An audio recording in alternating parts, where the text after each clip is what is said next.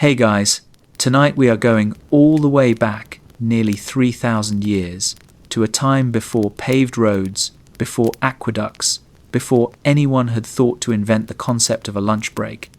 We are going to Rome. Not the Rome of gleaming marble and triumphal arches, but the Rome of muddy riverbanks and sheep. Lots of sheep. The kind of place where the most impressive thing on the skyline is a hill, and the most advanced piece of technology is a slightly better spear. Tonight's journey covers the entire sweep of ancient Roman history, from a scraggly cluster of huts above the Tiber River all the way to the slow, amber-lit collapse of one of the greatest civilizations the world has ever produced. That is roughly 1,200 years of politics, war, genius, folly, bread, circuses, and at least one emperor who was genuinely unhinged. We will move through it all together, gently, at a pace designed to carry you off to sleep somewhere around the fall of the Republic, if not sooner. Fair warning, this world is not soft. The people we are about to meet are tough in ways that would make most of us deeply uncomfortable. They farm volcanic hillsides, they settle disputes with swords, and their idea of a relaxing afternoon involves watching things that we will describe only in the vaguest possible terms. You, as tonight's time traveller, are advised to blend in, speak carefully, and under no circumstances challenge anyone to a wrestling match. So, before you get comfortable, take a moment to like the video and subscribe, but only if you genuinely enjoy what I do here. And before we go any further, drop a comment below. Tell me where you are listening from tonight, and what time it is where you are. There is something quietly wonderful about knowing that someone in Oslo and someone in Auckland are both drifting off to the same ancient river at the same moment. Now, dim the lights. Maybe turn on a fan for that soft background hum, and let's ease into tonight's journey together. The year is somewhere around 753 BCE, and you are standing on a hill. It is not an impressive hill. It is scrubby and wind-worn, dotted with coarse grass, and the occasional stubborn tree clinging to the slope like it has somewhere better to be, but cannot quite motivate itself to leave.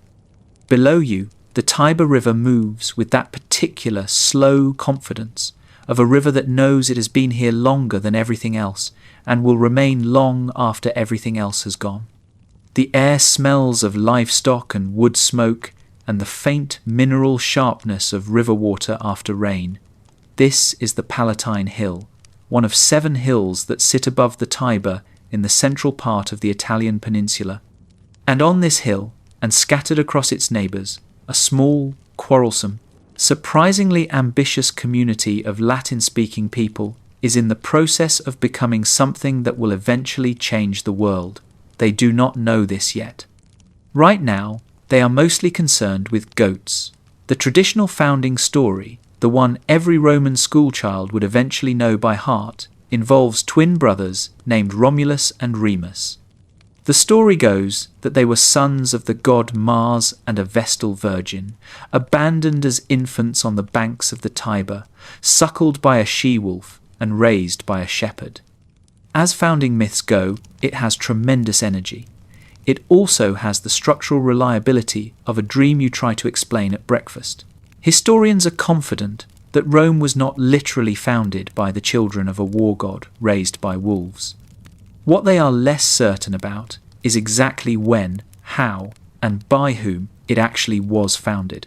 And that uncertainty is more interesting than any myth. What the archaeology tells us is quieter but more real. By the mid-8th century BCE, small Latin-speaking communities on several of the hills above the Tiber had begun to merge, sharing markets, sharing defences, beginning to think of themselves as one people rather than several.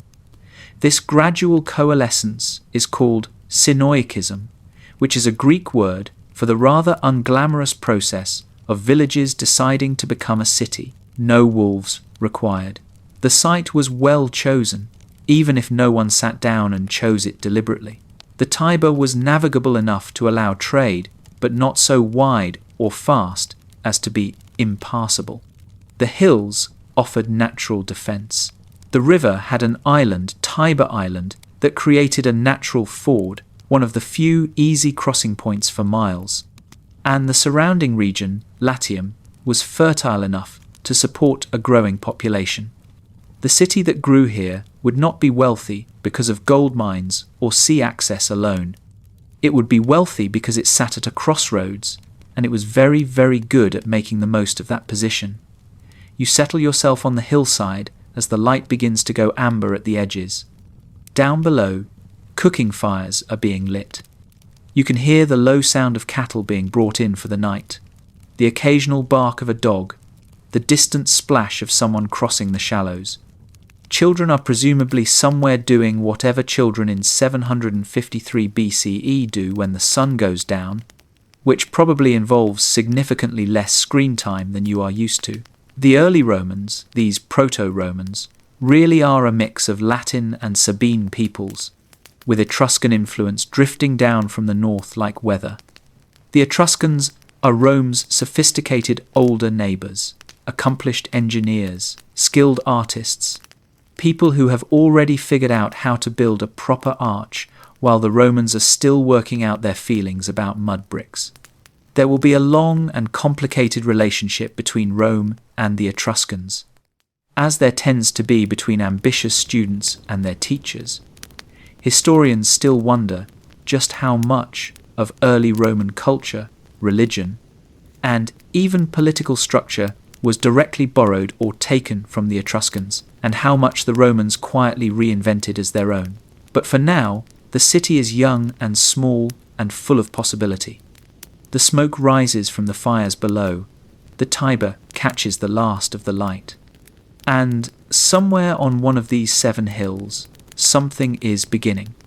Section 2, Kings, Wolves, and Bad Dinner Guests. The fires burn low on the Palatine, and the night settles in around you like a wool blanket, itchy in places, but warm enough. You are still here, on this hill, in this city that is not yet a city, and the story is just getting started. Rome, in its earliest centuries, is a kingdom. This surprises people who think of Rome as the birthplace of republican government and civic virtue. Before all of that, there were kings, 7 of them, according to tradition, ruling in succession from the founding down to 509 BCE. Whether all 7 were real, historical individuals, is a question that archaeologists and ancient historians have been politely arguing about for centuries. With no resolution in sight and no sign of anyone backing down, what we can say is this: the period of the kings was real, even if the kings themselves have been polished by legend until they shine with an implausible brightness. Rome was ruled by monarchs. That much is certain. Romulus, the mythological first king, is said to have done 2 things immediately upon founding the city. The first was to kill his brother Remus in an argument over which hill the city should be built on, and who had seen the better omen in the flight of birds. As sibling disputes go, this one is on the severe end of the spectrum. The second thing Romulus did was to address the immediate problem of Rome's gender imbalance by inviting the neighbouring Sabine people to a festival and, when they arrived, abducting their women.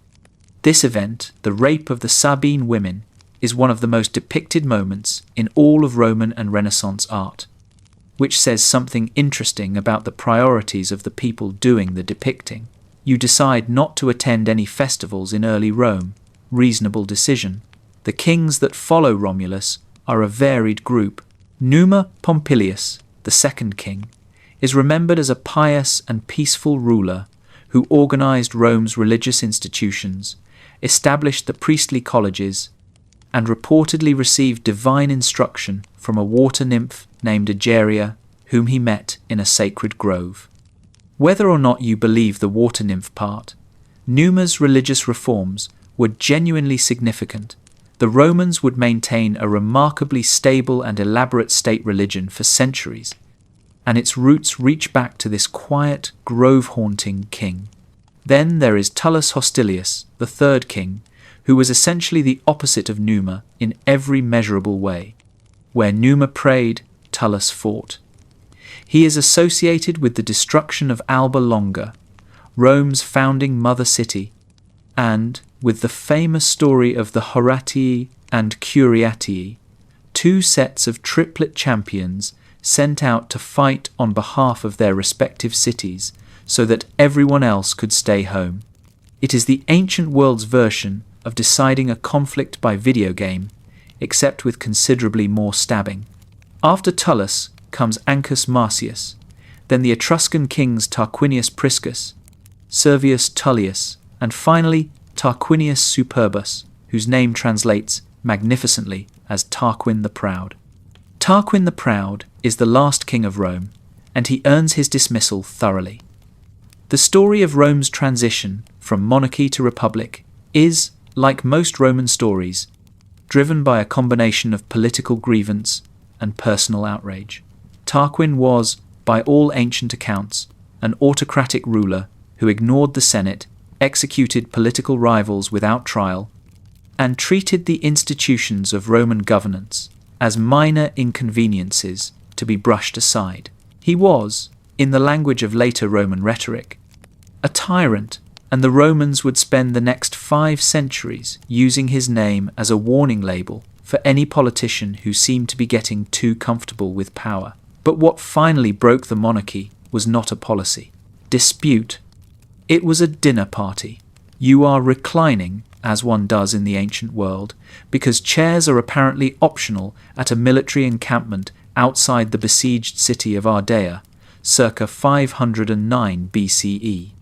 A group of Roman noblemen, bored by the siege, have begun debating whose wife is the most virtuous back home. Someone suggests they all ride back to Rome unannounced and see what their wives are actually doing in their absence. This is the ancient equivalent of checking someone's location without telling them, and it goes about as well. Most of the wives are found enjoying dinner parties of their own, which is entirely reasonable behaviour. But Lucretia, wife of a nobleman named Collatinus, is found at home, spinning wool by lamplight, the very image of Roman wifely virtue. Everyone agrees she wins. Sextus Tarquinius, son of the king, notices this and files it away in the portion of his mind devoted to terrible decisions. What follows is an act of violence that historians record as the direct cause of the monarchy's end. Sextus returns alone to Lucretia's home and assaults her.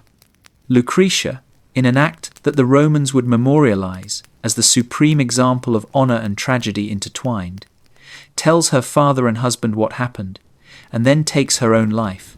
Her kinsman, Lucius Junius Brutus, a man who had spent years pretending to be slow-witted in order to survive under the Tarquins, uses the moment to rally the Roman nobility, expel the king, and abolish the monarchy entirely.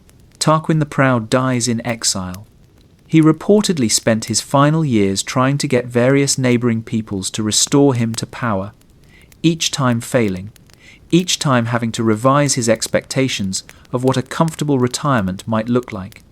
He died, according to ancient sources, in Cumae, far from Rome, which is the ancient world's equivalent of a very long time out.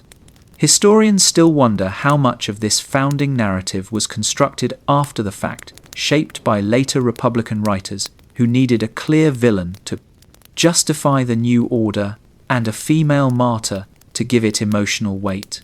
The truth of Lucretia may be more complicated than the legend allows. The truth of Roman founding myths often is. But the Republic is coming. You can feel it in the night air, something shifting, something new taking shape in the smoke above the Tiber. Section 3. The Republic wakes up, angry. The king is gone, the throne is empty. And Rome, blinking in the unfamiliar light of its own indignation, has to figure out what comes next. What comes next is, by any measure, one of the more remarkable political experiments in human history. The Romans look at the wreckage of their monarchy, at the memory of Tarquin's arrogance, at the grief still raw from Lucretia's death, and they make a decision that will echo for 5 centuries and then echo again through every democratic constitution written in the 2000 years since. They decide that no single man should ever hold that kind of power again, and they build a system specifically designed to prevent it. The Roman Republic, founded traditionally in 509 BCE, is a machine engineered for the distribution of power. Not equal distribution, the Romans are not, by any modern definition, democrats, but distributed enough that no one person can accumulate the kind of authority that makes men do things like Tarquin did. The central innovation is elegantly simple. Instead of one king ruling for life, there will be 2 consuls, elected annually, each with the power to veto the other, 2 heads, 1 body, and a built-in argument at every cabinet meeting. You sit in on an early session of the Roman Senate and notice immediately that it is extremely loud for a room full of people who consider themselves the pinnacle of civilization. The Senate itself is not, technically, the supreme governing body of the Republic. It is an advisory council, a collection of Rome's senior statesmen and former magistrates who guide policy, manage finances, and conduct foreign relations. In theory, in practice, the Senate's authority is so deeply embedded in Roman political culture that defying it is roughly equivalent to defying gravity. You can try, but the landing tends to be unpleasant. The 2 consuls hold the highest executive power. They command armies, oversee the administration of justice, and preside over the Senate.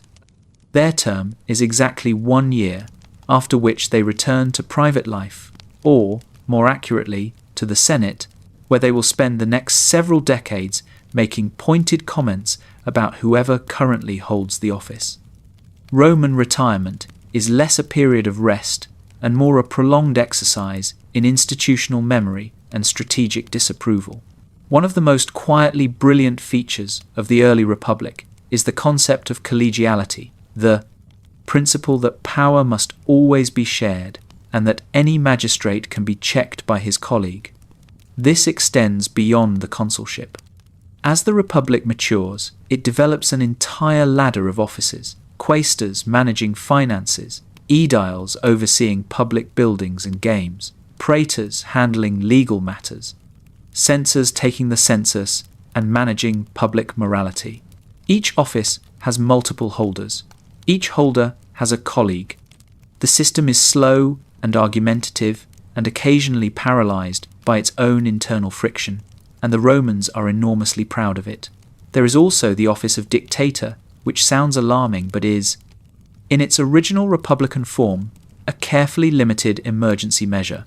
When Rome faces a crisis severe enough to require unified command, an invasion, a catastrophic military defeat, a plague, the Senate can appoint a dictator for a maximum of 6 months. The dictator holds supreme authority for that period and is then expected to resign and go home. Several early Roman dictators do exactly this, and they are celebrated for it. The most famous is Cincinnatus, who in 458 BCE was called from his farm to serve as dictator, defeated the enemy, threatening Rome in a brisk 15 days, and then went directly back to his ploughing. The Romans loved this story so much that they told it for centuries afterward as the model of civic virtue, the man who had all the power and wanted none of it. You find this slightly exhausting to aspire to, but admirable in the abstract.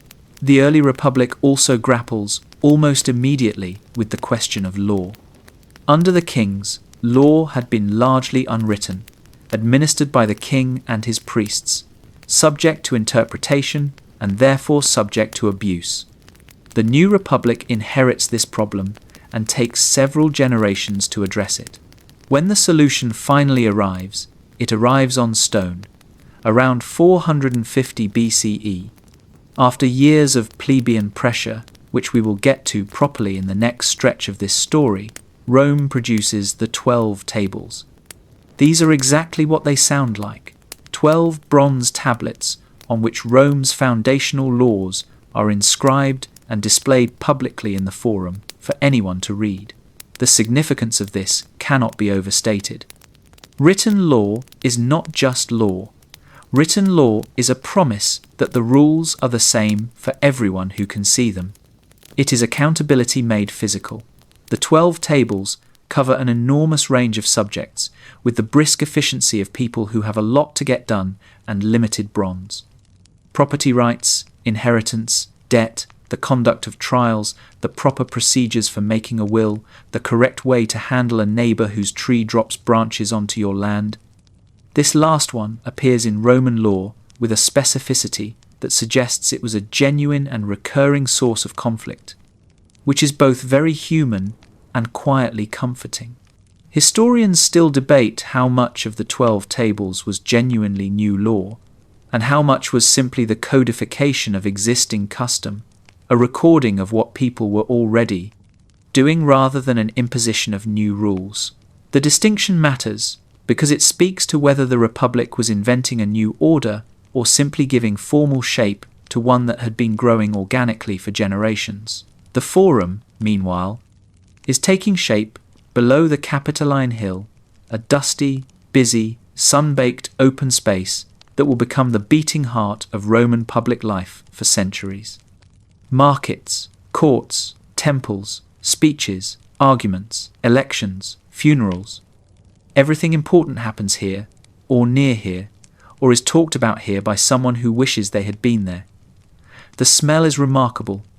You decide not to dwell on it. Rome is learning to govern itself. The process is noisy and imperfect, and occasionally violent, and it will remain so for the entire life of the Republic. But the machine is running. Section 4. The plebeians would like a word. The Republic is up and running. The Senate is loud. The consuls are arguing. And everything is proceeding more or less according to plan. If by plan you mean the plan of the patricians, which is the only plan currently being considered. This is the part where we need to talk about class. Rome in the early Republic is divided, with the clean severity of a freshly sharpened blade, into two groups. The patricians are the old aristocratic families, a relatively small number of clans, who claim descent from Rome's founding fathers, who hold the priesthoods, who sit in the Senate, who fill the magistracies, and who have, until very recently, been doing all of this without anyone formally asking their permission. They are the people who run things. They have always run things. They find the idea of not running things genuinely difficult to process. Then there are the plebeians. The plebeians are everyone else: farmers, craftsmen, traders, soldiers, small landowners, the enormous and varied mass of Roman citizens who are, technically, free people with rights under Roman law and who are, practically, excluded from almost every position of meaningful power in the state.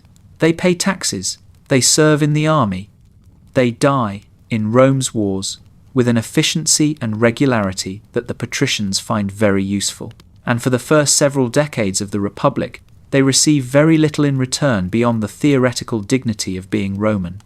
This arrangement works, in the way that arrangements built on structural inequality tend to work, right up until the moment it stops working entirely. The crisis, when it comes, is partly political and partly economic. Many plebeian soldiers return from Rome's early military campaigns to find that their farms have deteriorated in their absence. They fall into debt, and Roman debt law in this period is not gentle. A debtor who cannot pay can be seized by his creditor, held in bondage, and, in extreme cases, sold into slavery abroad. This is not a metaphor. This is the actual law. You are not required to find it comfortable, and the plebeians do not. The flashpoint arrives in 494 BCE. According to tradition, the plebeians of Rome, faced with another military levy demanding their service in yet another war, simply leave. They march out of the city en masse and settle themselves on a hill, the Sacred Mount, or possibly the Aventine Hill, depending on which ancient source you prefer, and they sit down and refuse to come back. This is the first secession of the plebs, and it is one of the most quietly radical acts in ancient history. It is a general strike, 2,500 years before the term existed. The message is simple and devastating. You need us more than we need you. The city does not function without us. The army does not march without us. Figure out what you are willing to offer, and then come and find us on our hill. The patricians, faced with the novel experience of running a city with no one to actually run it, negotiate. The result is the creation of a new office, the tribune of the plebs. The tribunes, initially 2, eventually 10, are elected representatives of the plebeian class, and they are given a power so unusual and so carefully constructed that it has no real parallel in ancient government.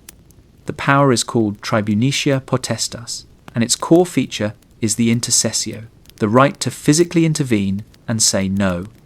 A tribune can veto any action by any magistrate, any decree, any arrest, simply by being present and uttering the word veto, which is, beautifully, simply Latin for I forbid. The tribune's person is also sacrosanct, inviolable. To physically harm a tribune is not merely illegal, but religiously forbidden, an offence against the gods themselves. This makes the tribune something between a magistrate and a protected witness, walking through Roman public life with an invisible force field that the patricians find deeply irritating and the plebeians find enormously satisfying. You watch one of the early tribunes stride across the forum, and there is something in his bearing the careful, deliberate confidence of a man who knows exactly what he is and what he is owed that is genuinely moving, even at this distance of centuries. But the tribunes are only the beginning. The conflict of the orders, as historians call this long class struggle, will continue for nearly 2 centuries. A slow, grinding negotiation conducted through walkouts and vetoes and carefully drafted legislation and the occasional outbreak of something more heated. Each generation of plebeians pushes a little further. Each generation of patricians concedes a little more, usually just enough to prevent the whole arrangement from collapsing. The 12 tables, which we touched on in the last stretch of this journey, are themselves partly a product of this pressure. The plebeians demanded written law because unwritten law is always administered by the people who already hold power. Putting the rules in stone meant that at least everyone could see when the rules were being broken. Further concessions follow over the decades. The Licinian Sextian laws of 367 BCE, passed after another prolonged political standoff, opened the consulship to plebeians for the first time. This is enormous. The highest office in the Republic, the position that had been a patrician birthright since the beginning, is now theoretically available to any Roman citizen of sufficient standing and ambition. Within a generation, plebeian consuls are no longer remarkable. Within 2 generations, some of the most powerful men in Rome are plebeians who have learned to play the patrician game with considerable skill. There is something almost modern about the whole arc, the slow, halting, imperfect expansion of who gets to participate, driven not by the generosity of those at the top, but by the organized persistence of those at the bottom.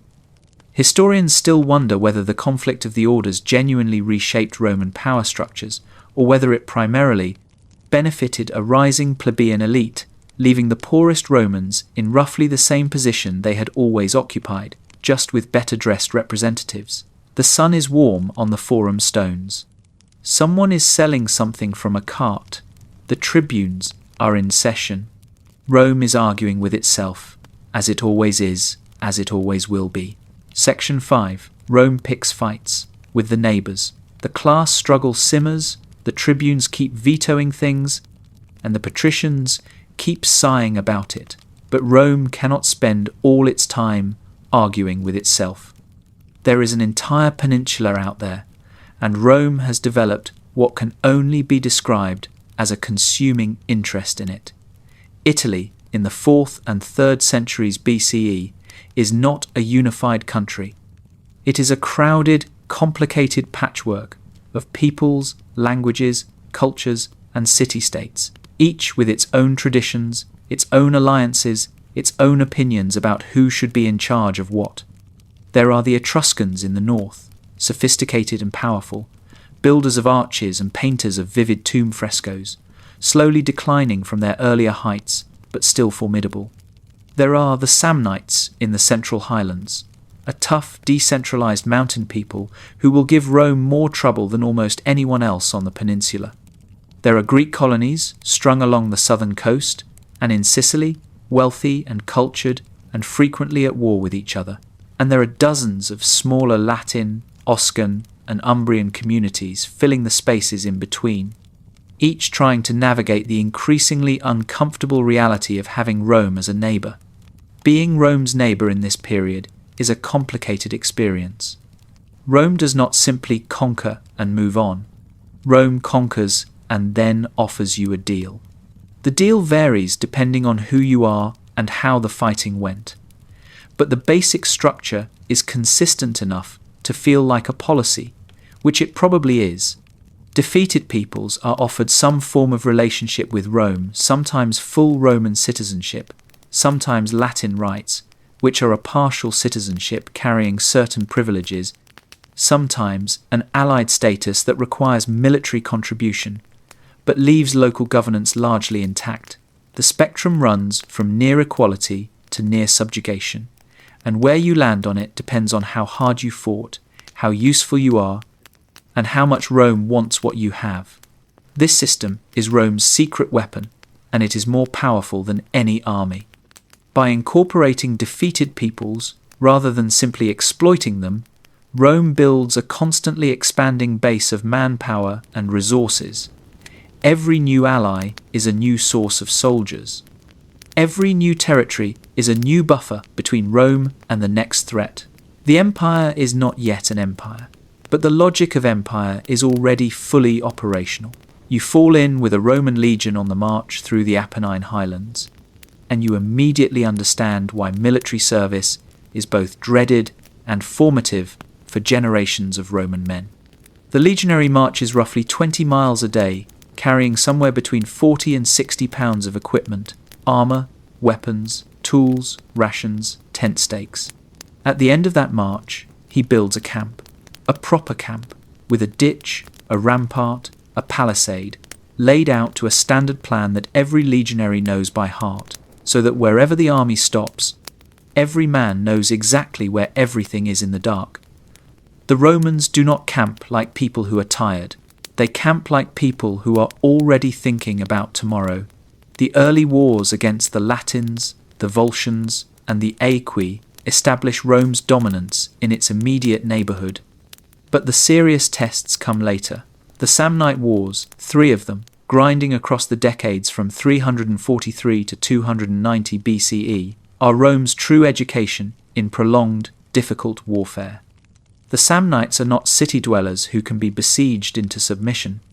They are mountain fighters, mobile and resourceful, operating in terrain that neutralizes Roman tactical advantages and rewards exactly the kind of flexible, decentralized fighting that Rome is still learning to handle.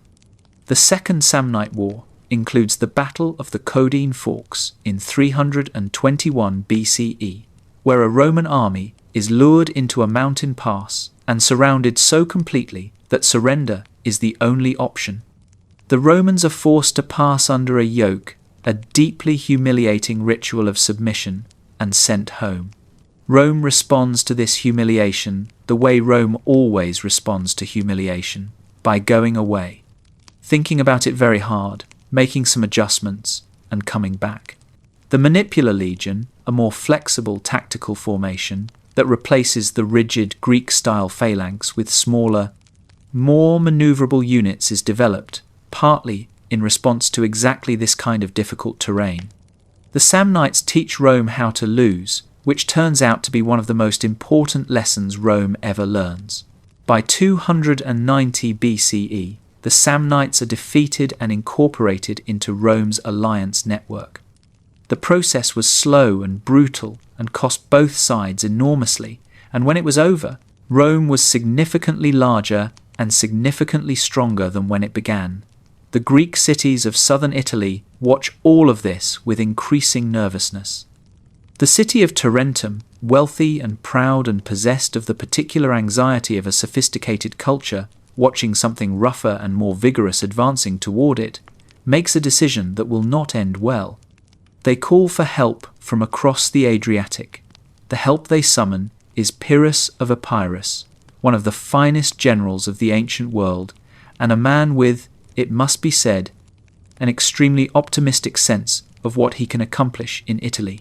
Pyrrhus arrives with a professional Hellenistic army, war elephants, and considerable confidence. He defeats Rome twice, at Heraclea in 280 BCE and Asculum in 279 BCE. The victories are real. They are also so expensive in men and resources that Pyrrhus reportedly remarks, after Asculum, that another such victory will ruin him entirely. This observation gives us the phrase Pyrrhic victory, which is perhaps the most useful thing Pyrrhus contributes to human civilization.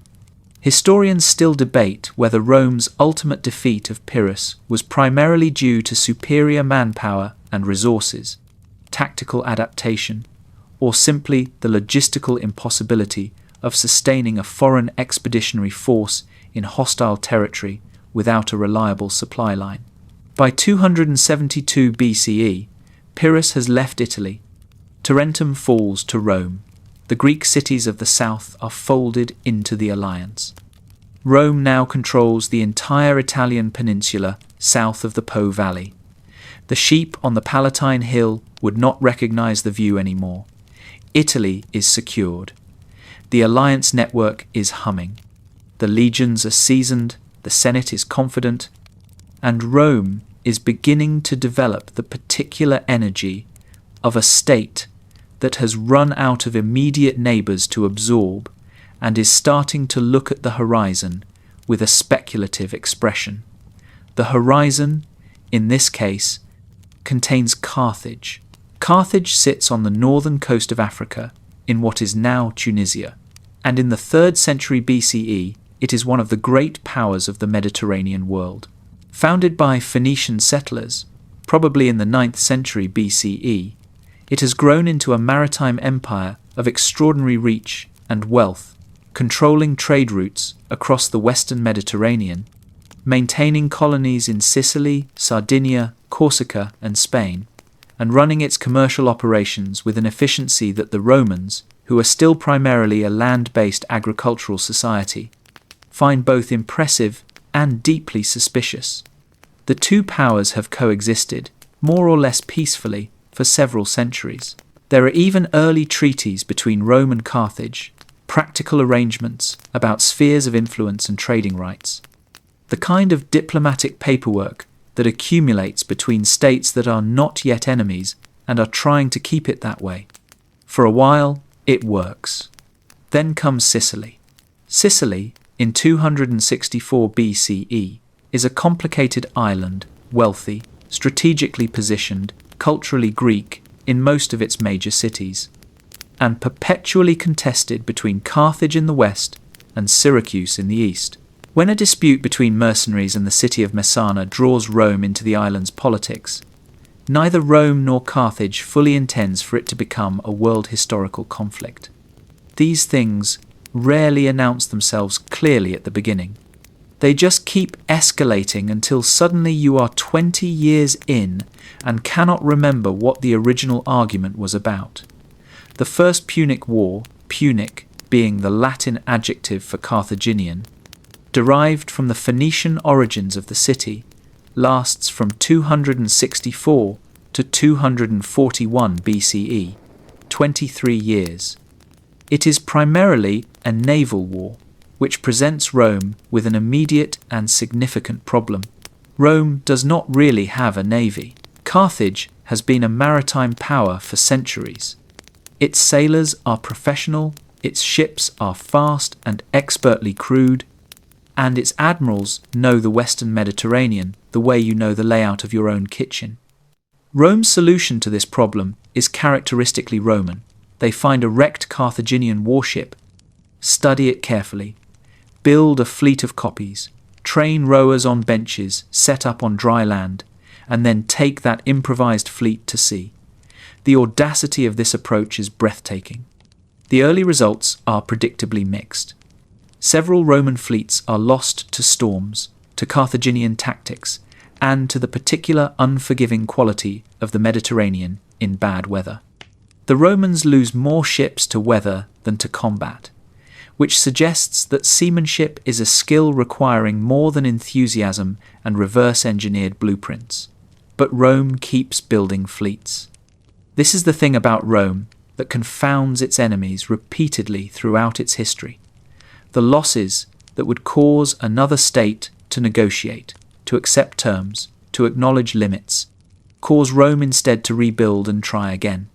The capacity to absorb catastrophic losses and continue is Rome's most formidable military asset, and it is not a tactical innovation. It is a cultural one. The First Punic War ends with Rome victorious and in possession of Sicily, which becomes Rome's first overseas province. Carthage pays a substantial indemnity and withdraws. The peace is real, but the resentment is realer. Then comes the Second Punic War, and Hannibal, and the Alps, and the elephants, and one of the most extraordinary military campaigns in the ancient world. Hannibal Barca is the son of Hamilcar Barca, a Carthaginian general from the First Punic War, who reportedly made his young son swear eternal enmity to Rome before allowing him to accompany the army to Spain. Whether this story is literally true or a later embellishment, the sentiment it captures is accurate enough. Hannibal grows up in the Carthaginian military world in Spain, and by his late 20s he is the commander of Carthaginian forces there, and he has a plan. The plan is to take the war to Italy, not by sea, where Rome's rebuilt navy would be waiting, by land, across southern France, across the Alps, into the Italian peninsula itself, where Hannibal intends to shatter Rome's alliance network by defeating the Romans so dramatically and so repeatedly that Rome's Italian allies will conclude that their future lies with Carthage rather than with a clearly doomed city on the Tiber. In the autumn of 218 BCE, Hannibal sets out from Spain with an army that includes, famously, war elephants, 37 of them by ancient count. The elephants are the detail that lodges in every imagination, and reasonably so. The image of these enormous animals being coaxed across Alpine passes in early winter, the snow and cold and altitude reducing an already difficult journey to something genuinely harrowing, is not one that fades easily. Most of the elephants, it should be noted, do not survive the crossing. The ones that do survive long enough to be deployed in battle are more psychologically useful than tactically decisive. Horses panic at the smell and sound of elephants, and a panicking cavalry line is no cavalry line at all. Hannibal descends into Italy and proceeds to win. At the Trebia River, at Lake Trasimene, and most catastrophically at Cannae in 216 BCE, he defeats Roman armies with a tactical brilliance that military historians still study and admire. Cannae, in particular, where Hannibal encircles and destroys a Roman army of perhaps 70,000 men in a single afternoon, is one of the most complete tactical victories in the history of warfare. Rome loses, in one day, more soldiers than some ancient states could field in a lifetime. The Senate meets that evening in a city braced for the news that the war is over. The war is not over. Historians still wonder how close Rome actually came to collapse after Cannae, and whether Hannibal's decision not to march directly on the city itself was a strategic miscalculation or a rational assessment of his inability to take it without siege equipment. Rome rebuilds, Rome endures, and eventually Rome wins. Section 7. The Mediterranean becomes a Roman Lake Hannibal, is eventually driven out of Italy, pursued to Africa, and defeated at the Battle of Zama in 202 BCE by a Roman general named Scipio, who earns the surname Africanus, and the permanent admiration of everyone who has ever enjoyed a well-executed military reversal. Carthage surrenders. The Second Punic War is over. Rome exhales. And then Rome looks around and notices something interesting. In the process of fighting Carthage, Rome has become something it did not entirely plan to become. It has a navy, it has provinces, it has allies and clients and treaty obligations stretching across the western Mediterranean from Spain to Sicily to the North African coast. It has, in short, become a Mediterranean power, whether it intended to or not. And the logic of being a Mediterranean power is that you cannot simply stop at the water's edge and go home. The world keeps presenting itself, and Rome keeps responding, and each response pulls it a little further from the Italy-centric republic it started as. The direction Rome looks next is east, and the east is very, very interesting. The Eastern Mediterranean in the 2nd century BCE is a world shaped by the legacy of Alexander the Great, who died in 323 BCE after conquering an empire stretching from Greece to the borders of India, and then had the considerable inconvenience of dying young without a clear succession plan. His generals, the Diadochi, or successors, spent the following decades carving his empire into kingdoms. By the time Rome turns its attention eastward, these successor states have settled into a rough equilibrium. The Antigonid kingdom in Macedonia, the Seleucid Empire stretching across the Near East, and the Ptolemaic kingdom in Egypt, ruled by the descendants of Ptolemy, one of Alexander's generals, and arguably the one with the best long-term planning instincts. These are old, sophisticated, culturally rich civilizations. The Greeks have been building temples and writing philosophy and staging theatrical performances for centuries before Rome was anything more than a village on a hill. The Hellenistic world has libraries, most famously the Great Library of Alexandria, which at its height contains something in the range of several 100,000 scrolls and represents the most concentrated gathering of human knowledge in the ancient world. It has universities, medical schools, astronomical observatories. It has, in short, a great deal that Rome does not have, and Rome notices. Rome's initial entanglements in the East are presented always as defensive. Someone is threatening someone else. A Greek city appeals to Rome for protection. An alliance obligation pulls Roman legions across the Adriatic. The First and Second Macedonian Wars unfold with this quality of reluctant involvement that convinces no one paying attention. By the time Philip V of Macedon is defeated at Cynocephalae in 197 BCE, it is clear that Roman involvement in Greek affairs is not a temporary arrangement. The Greek cities, when they realize this, have complicated feelings. There is genuine enthusiasm in some quarters. Rome positions itself as the liberator of the Greeks from Macedonian domination, and the proclamation of Greek freedom at the Isthmian Games in 196 BCE, delivered to a crowd of Greeks who promptly go completely wild with excitement, is one of the more theatrically satisfying moments in Roman diplomacy. There is also, beneath the excitement, a more sober recognition that liberation sponsored by a foreign military power tends to come with conditions attached. You wander through a Greek city in the aftermath of Roman arrival and notice the texture of the encounter. Roman soldiers, practical and disciplined, moving through streets lined with temples and colonnades of a refinement they have never seen at home.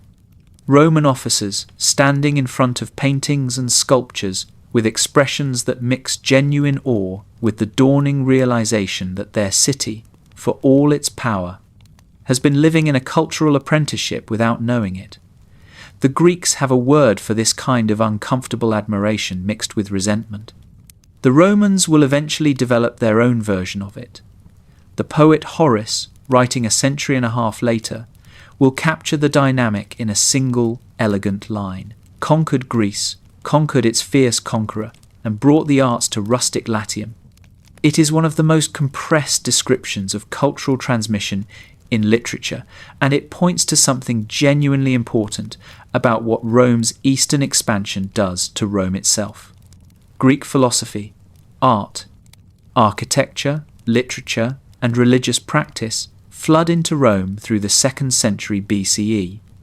Wealthy Romans hire Greek tutors for their children.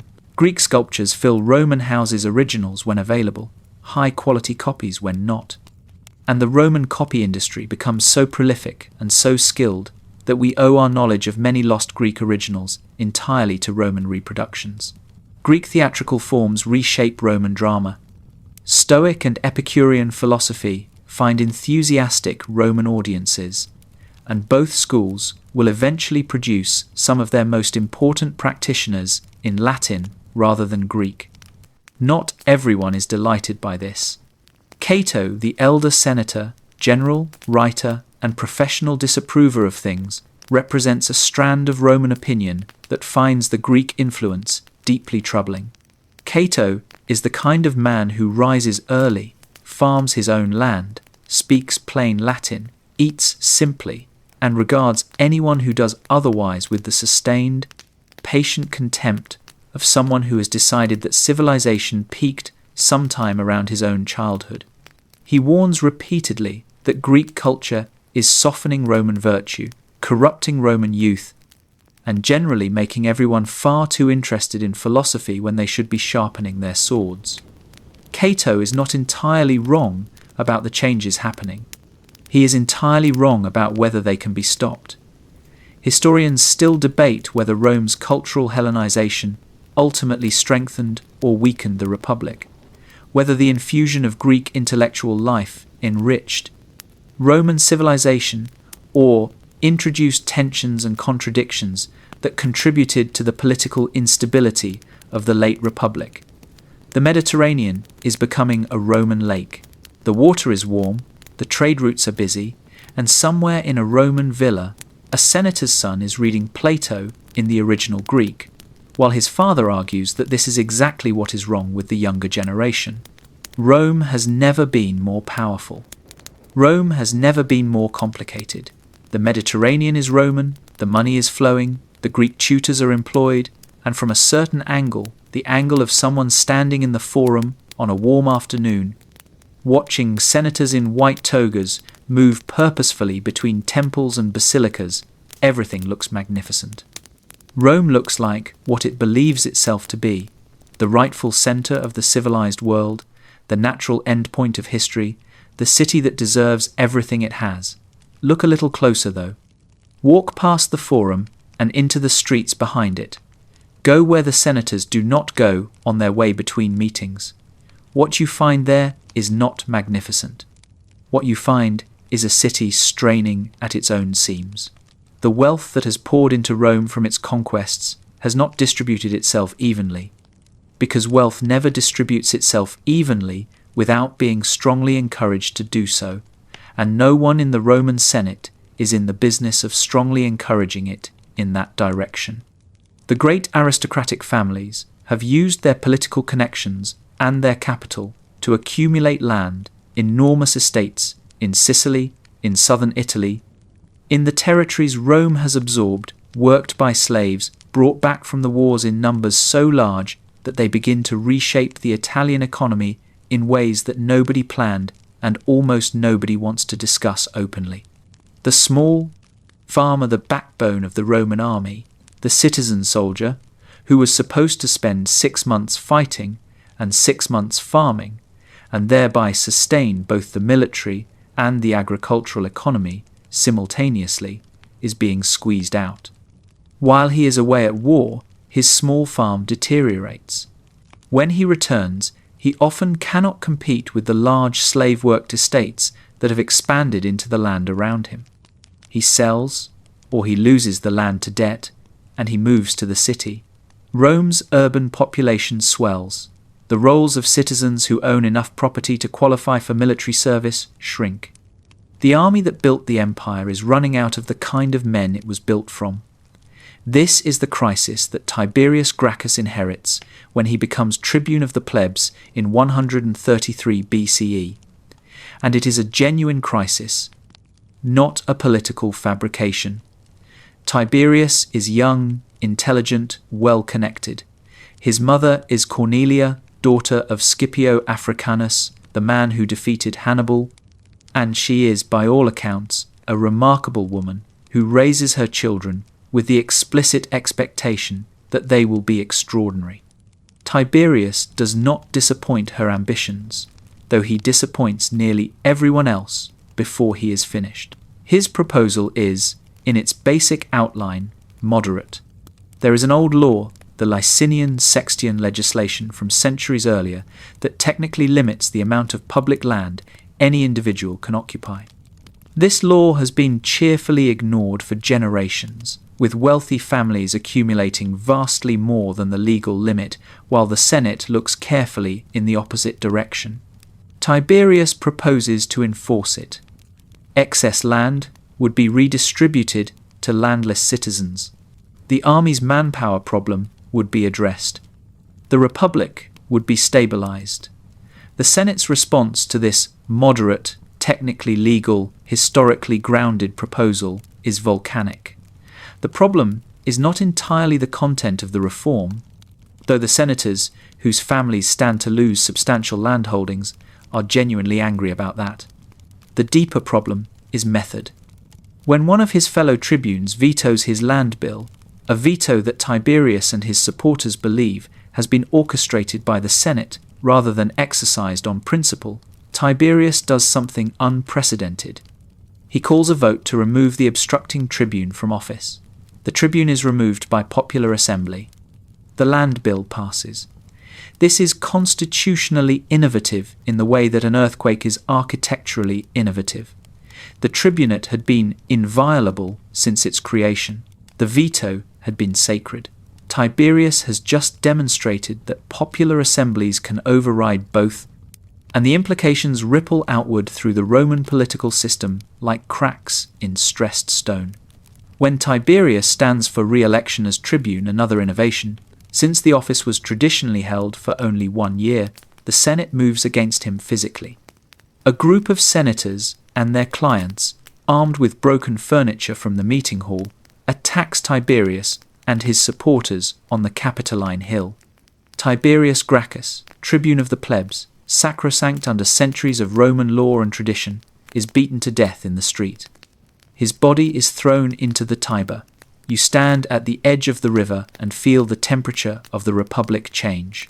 The killing of Tiberius Gracchus is a threshold moment, not because political violence was unknown in Rome before this, but because this is political violence aimed at a magistrate in office, in public, in broad daylight, by members of the Senate. The unspoken agreement that Roman political competition would be conducted through institutions rather than through force has been broken, and once broken, it proves impossible to restore entirely. 10 years later, Tiberius's younger brother Gaius takes up the cause with greater scope and greater skill.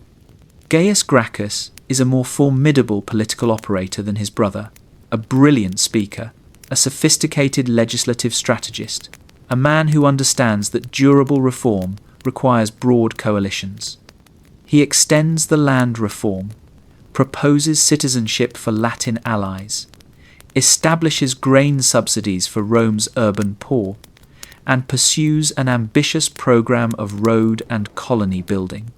For 2 years he is the most powerful man in Rome. Then the political winds shift, his coalition fragments, and the Senate deploys the ultimate constitutional weapon, the Senatus Consultum Ultimum, an emergency decree declaring a state of crisis and effectively authorizing the use of force against citizens deemed enemies of the state. Gaius Gracchus dies on the Aventine Hill, either killed by his own slave at his request or simply murdered in the chaos, depending on which ancient source you follow. Historians still wonder whether the Graccan reforms, had they succeeded, could have stabilized the Republic long enough to address its structural problems, or whether those problems were already too deeply embedded to be solved by any legislative program. 3,000 bodies are thrown into the Tiber. The river runs on, as it always has. The Tiber carries its grim cargo to the sea. The Senate dusts itself off. And Rome continues, because Rome always continues. Even when it probably should stop and reflect more carefully on what it has just done to itself. Reflection is not Rome's strongest instinct. Forward motion is. And so the Republic moves forward into a period that will reshape what power means and who gets to hold it, in ways from which it will never fully recover. The Gracchus crisis has revealed something that cannot be unrevealed. Political violence works. The Senate used it against the Gracchi and got away with it. The lesson is absorbed quietly by everyone watching, filed away in the part of the Roman mind that is always calculating odds and opportunities, and it will be retrieved and applied by people far more dangerous than frustrated senators wielding broken furniture. But before the generals arrive in full, there is another crisis to navigate, and it comes from a direction Rome has been carefully not thinking about for decades.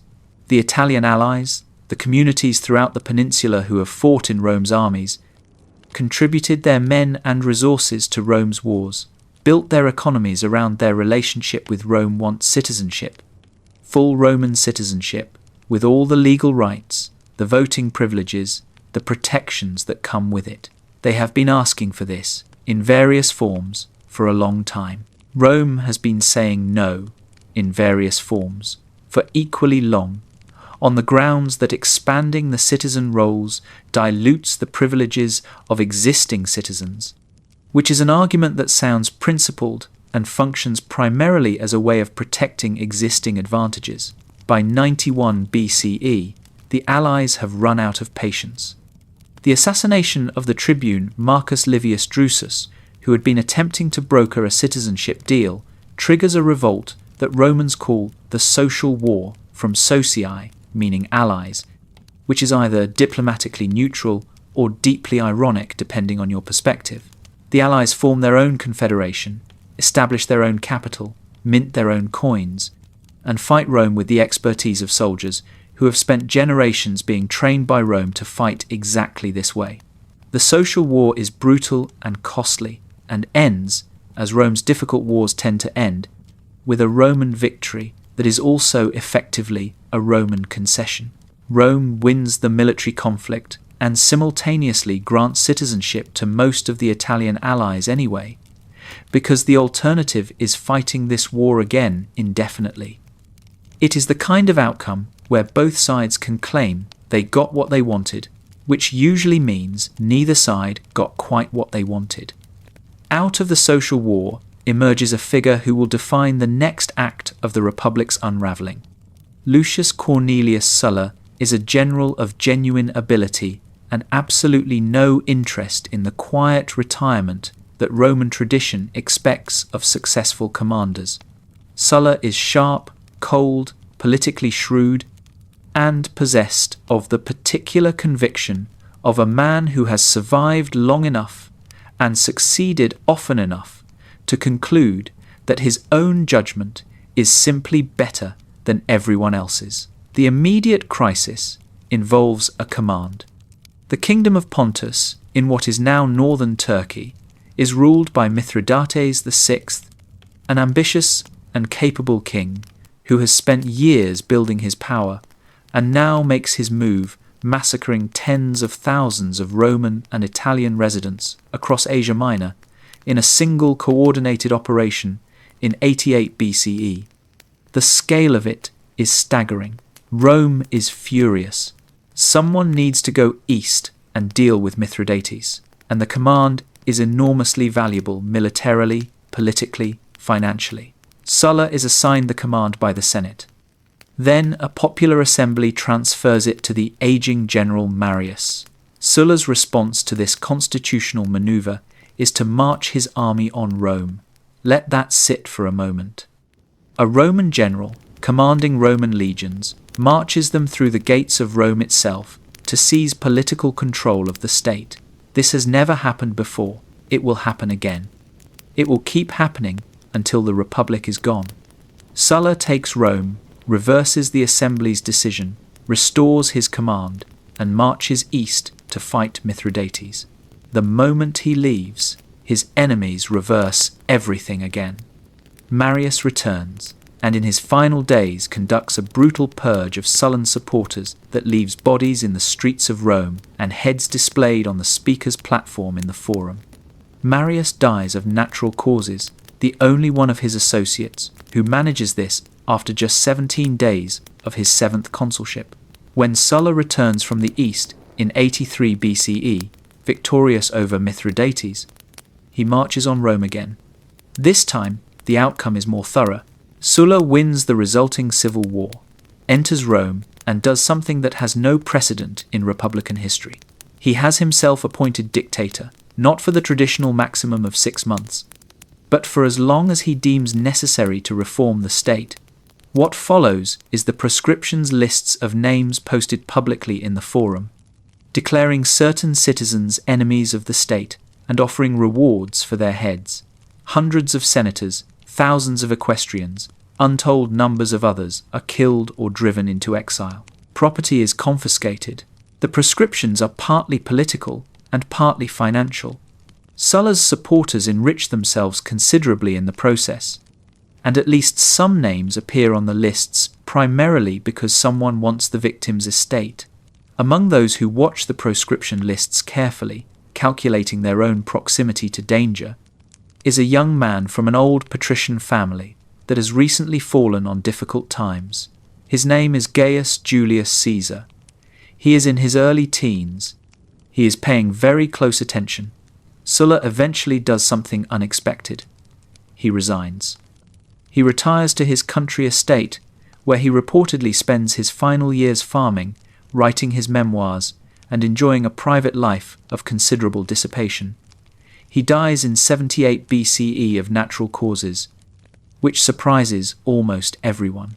Historians still wonder whether Sulla's reforms, which significantly strengthened the Senate's authority and restricted the powers of tribunes, could have stabilized the Republic, if his successors had maintained them, or whether the example of his methods made their content irrelevant. The soldiers have tasted what armies can do when pointed inward. The lesson, like all the worst lessons, will not be forgotten. Sulla is dead, his reforms are unraveling, and Rome is moving into the most dramatically overstaffed period of its history. A generation in which several of the most capable, ambitious, and dangerously self-confident men who ever lived are all operating in the same political space at the same time, like a kitchen with too many head chefs and not enough exits. You settle in and watch, because this part is genuinely extraordinary. The first figure to dominate the post-Sullan landscape is Gnaeus Pompeius Magnus Pompey the Great, a general of remarkable ability who has the additional talent arriving at the conclusion of other people's difficult wars just in time to take credit for finishing them. This is said with some affection because Pompey is genuinely good at what he does. He clears the Mediterranean of pirates in a campaign of breathtaking efficiency that takes roughly 3 months, a problem that had plagued Roman commerce for decades. Solved with the kind of systematic organizational energy that makes military historians write admiring footnotes, he reorganizes the East after the final defeat of Mithridates. He comes home covered in glory and expecting the Senate to ratify his eastern settlements and provide land for his veterans. The Senate, whose instinct in the presence of overly successful generals is to make their lives difficult on principle, declines to cooperate. This is a mistake whose consequences will reshape the world. Into the resulting frustration steps Marcus Licinius Crassus, the wealthiest man in Rome, a man whose financial genius is matched only by his desire to be taken as seriously as men who actually win battles. Crassus made much of his fortune through a fire brigade that was less a public service and more an extortion operation. His men would arrive at a burning building, and while the flames crept closer, Crassus would negotiate the purchase of the property from its increasingly desperate owner before allowing the brigade to work. Whether you find this admirable or appalling probably depends on how you feel about creative business models. And then there is Caesar. Gaius Julius Caesar, in the late 60s BCE, is not yet the figure history has made him. He is clever, charming, chronically in debt, politically ambitious in the way that a burning building is warm, and possessed of a rhetorical ability that makes him dangerous in any room he enters. He has served as a military officer, as a quaestor, as an aedile who spent money on public games with a lavishness that left him deeply in the red and the Roman public deeply fond of him, which was the intended trade. He understands, with a clarity that few of his contemporaries match, that popularity is a form of political capital that can be converted into actual capital, and vice versa, and he works both directions simultaneously without apparent effort. Pompey, Crassus, and Caesar form what historians call the First Triumvirate in 60 BCE, though the Romans of the time call it nothing official because it is not an official arrangement. It is a private political alliance among three men who have concluded that they can each get what they want more easily by cooperating than by competing. Pompey gets his eastern settlements ratified and his veterans their land. Crassus gets financial legislation favourable to his business interests. Caesar gets a consulship and, more importantly, a military command. The command is Gaul, and in Gaul, over 9 years of brutal, brilliant campaigning, Caesar becomes something else entirely. The Gallic Wars from 58 to 50 BCE are Caesar's transformation from clever politician to world historical figure. He conquers the whole of modern France, Belgium, and parts of Germany and Britain, defeats dozens of Gallic tribes, kills or enslaves enormous numbers of people in a campaign whose human cost is staggering even by ancient standards, and writes about all of it himself in the Commentari de Bello Gallico dispatches sent back to Rome that are simultaneously military reports, political propaganda, and genuinely excellent Latin prose. Caesar is describing his own conquests in language so clean and direct that Roman schoolboys will be made to read it for the next 2,000 years. He is not a man who leaves his reputation to chance. The triumvirate frays and then breaks. Crassus dies catastrophically at the Battle of Carrhae in 53 BCE, leading a poorly conceived invasion of Parthia, his legions destroyed, himself killed. His head reportedly used as a prop in a Greek theatrical performance at the Parthian court, which is the ancient world's most humiliating exit. The alliance between Pompey and Caesar, always more pragmatic than warm, dissolves entirely after the death of Julia Caesar's daughter and Pompey's wife, whose personal connection had been the emotional mortar holding the political brickwork together. By 49 BCE, the Senate and Pompey have aligned against Caesar. Caesar is ordered to disband his army and return to Rome as a private citizen. To comply is to surrender his legal immunity and face prosecution from his enemies. To refuse is treason. On the night of January 10th, 49 BCE, Caesar stands on the northern bank of the Rubicon River, a small, unremarkable waterway that serves as the legal boundary between his province and Italy proper. To cross it with an army is to commit an act of war against the Roman state. He crosses it. He reportedly says something memorable about dice, though historians debate whether he said it in Greek or Latin, and whether he said it at all, or whether it was attached to him afterward because it sounded right. What follows is a civil war that Caesar wins with a speed that leaves his opponents perpetually off balance. Pompey flees to Greece, is defeated at Pharsalus in 48 BCE, and is murdered on the shores of Egypt by advisors who think this will please Caesar. It does not please Caesar. He arrives in Egypt, is presented with Pompey's head, and reportedly weeps. Then he meets Cleopatra, but that is a longer story. Caesar returns to Rome, accumulates honours and powers at a rate that makes even his supporters nervous, and is appointed dictator, perpetuo dictator, in perpetuity, in early 44 BCE. On the Ides of March, the 15th, he is stabbed 23 times on the floor of the Senate by a group of men who call themselves liberators and are about to discover that removing Caesar has not, in fact, restored the Republic. Historians still debate whether Caesar intended to make himself king, or whether his accumulation of powers was a pragmatic response to political necessity rather than a blueprint for monarchy. The dice, as it turns out, are still rolling.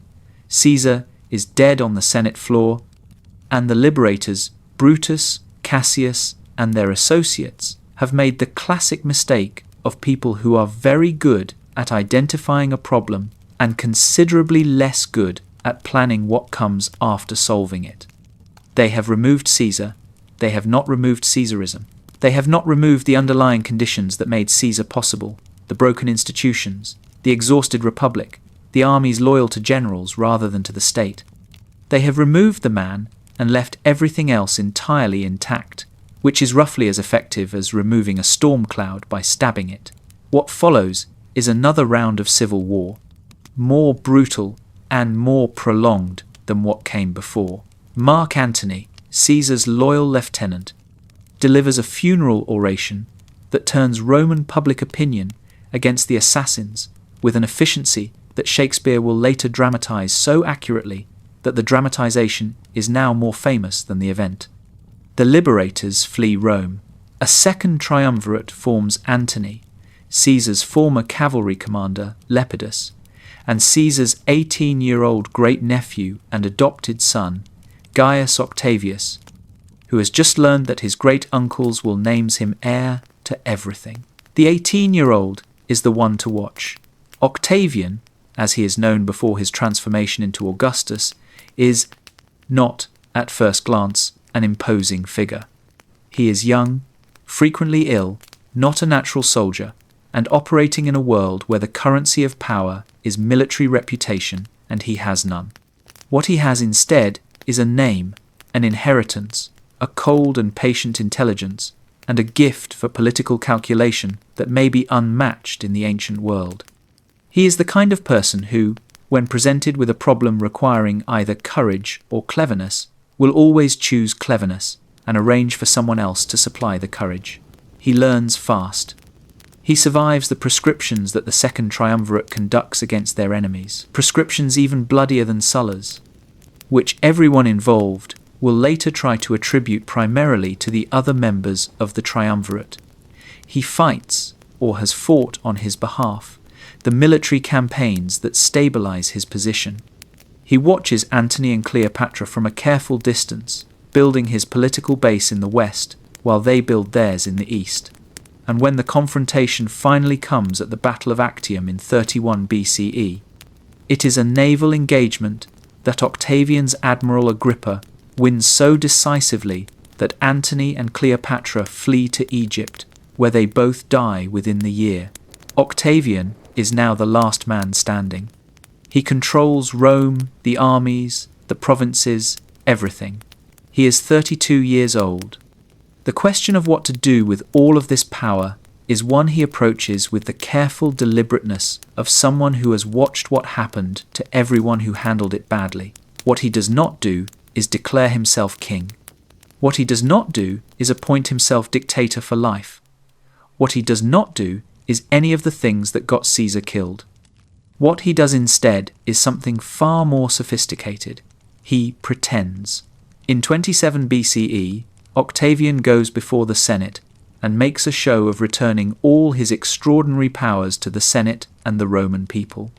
The gesture is theatrical, prepared, and entirely genuine in the way that a magic trick is genuine. You can see the hands moving, but the effect is real regardless.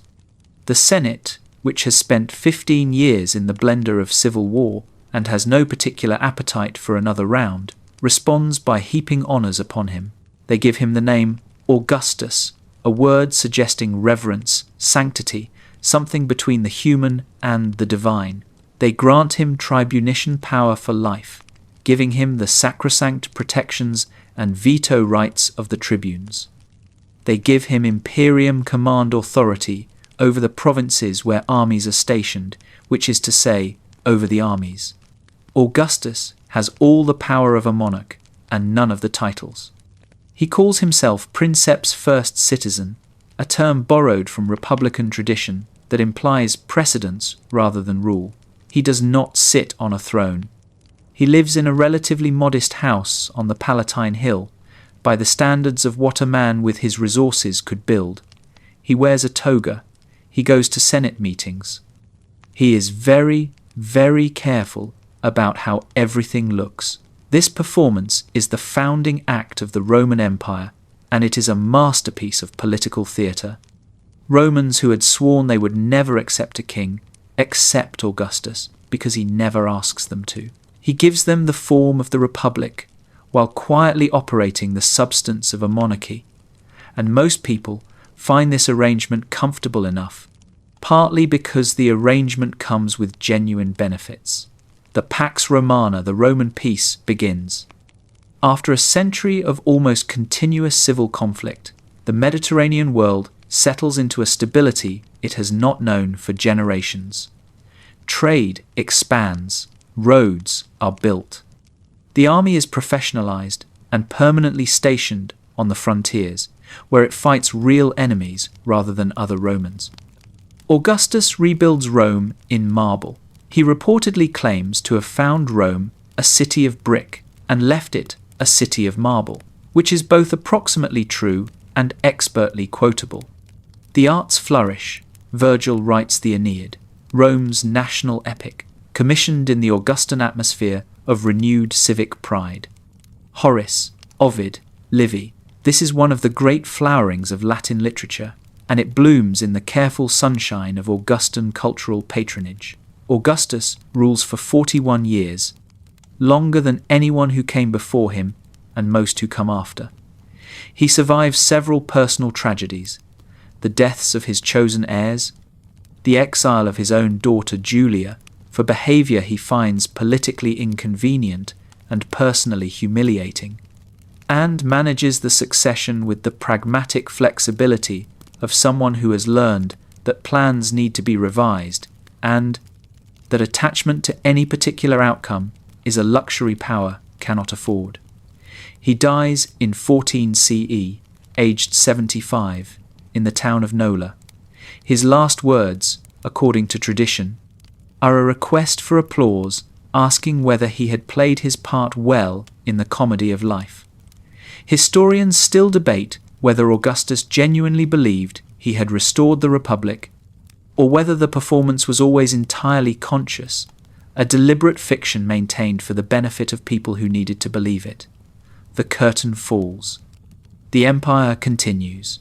Augustus is gone, the Principate is established, and Rome now faces a problem that no one has quite figured out how to solve elegantly. Succession. The Republic had elections. Messy, corrupt, occasionally violent elections, but elections nonetheless a mechanism, however imperfect, for determining who held power next. The empire has Augustus's precedent, the army's loyalty, and whatever family connections the dying emperor has managed to arrange, which turns out to be a considerably less reliable system. The results are instructive. The Julio-Claudian dynasty the emperors descended from or connected to the families of Julius Caesar and Augustus runs from the death of Augustus in 14 CE to the death of Nero in 68 CE, a span of 54 years that contains some of the most vivid personalities in all of Roman history, and a governance record that ranges from competent to catastrophic, with very little in between. Tiberius, Augustus's stepson and chosen successor, is a capable administrator and a deeply unhappy man. He inherits an empire running smoothly and keeps it running smoothly while radiating the particular misery of someone who never wanted the job and cannot find a graceful way to leave it. He eventually retreats to the island of Capri and governs the empire by correspondence for the last 11 years of his reign, leaving day-to-day Roman affairs increasingly in the hands of his praetorian prefect, Sejanus, whose ambitions outpace his judgment with consequences that Tiberius eventually lethally addresses. Tiberius dies in 37 CE, possibly of natural causes, possibly helped along ancient sources disagree with the cheerful irresponsibility they bring to most sensitive questions. Caligula follows, and the first 6 months are excellent. The new emperor is young, generous, and enthusiastic, releasing political prisoners, abolishing unpopular taxes, staging lavish games. Rome is delighted. Then something changes illness, according to some sources. Though what exactly shifts in Caligula's behaviour, and why remains one of ancient history's more discussed puzzles, and the remaining 3.5 years of his reign produce a catalogue of behaviour that ancient writers describe with a relish, suggesting they found it as extraordinary as we do. He is assassinated by members of his own guard in 41 CE in a corridor of the palace, which suggests that the people closest to power were also the most comprehensively done with it. The Praetorian Guard, the elite troops stationed in Rome itself, nominally the emperor's personal protectors, discover in the immediate aftermath of Caligula's assassination that they have an opinion about who should be emperor next, and that their opinion is enforced by the fact that they are the ones with swords in the palace.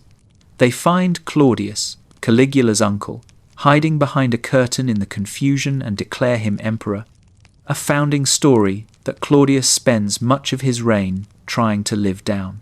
Claudius is one of history's more interesting rehabilitation cases.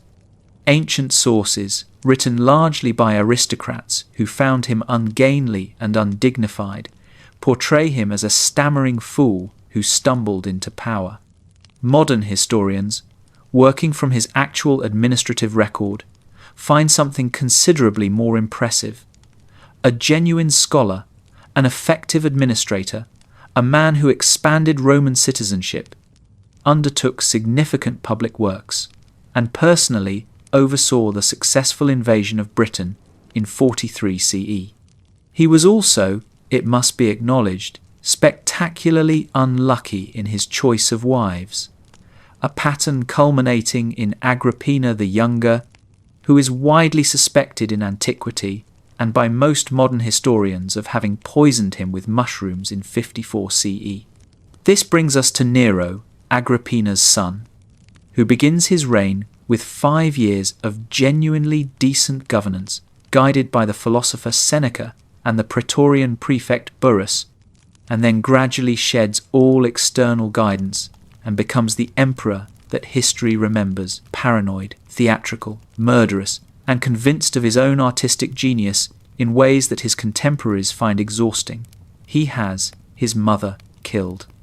He kicks his pregnant wife to death, according to ancient sources, though some historians treat this detail with caution. He performs publicly as a musician and actor, which the Roman aristocracy considers almost as bad. He is the emperor playing his instrument, while Rome burns, though the story of him fiddling during the Great Fire of 64 CE is, to be precise, an anachronism. Since the fiddle will not be invented for another 1,000 years, he allegedly sang instead Nero's death in 68 CE by suicide with assistance, opens a year of spectacular chaos, the year of the 4 emperors, in which 4 different men hold the principate in rapid succession, the last of them being Vespasian, a blunt, practical general from a non-aristocratic family who stabilizes the empire with the energy of a man who has seen what instability looks like and finds it aesthetically offensive. The Flavian dynasty, Vespasian and his sons, Titus and Domitian, gives Rome, among other things, the Colosseum, completed under Titus in 80 CE, and a reign of terror under Domitian that ends with his assassination and the Senate's enthusiastic condemnation of his memory, a process called damnatio memoriae, in which the dead emperor's name is chiseled from inscriptions and his statues destroyed. It is the ancient world's version of being unfollowed by everyone simultaneously. Then come the 5 good emperors, Nerva, Trajan, Hadrian, Antoninus, Pius, Marcus Aurelius ruling from 96 to 180 CE, a period of remarkable stability and competent governance that the historian Gibbon will later identify as the period in which the human race was most happy and prosperous. This is almost certainly an overstatement, but it captures something real about the relative peace and good administration of the era. Historians still wonder whether the success of the 5 good emperors was due primarily to their practice of adopting and training their successors, rather than relying on biological inheritance, a system that worked brilliantly until Marcus Aurelius broke the pattern by leaving the empire to his biological son Commodus, who believed himself to be the reincarnation of Hercules and liked to fight in the arena, which is a sentence that contains several different problems. The horses, for the record, have no comment. Step back from the emperors for a moment.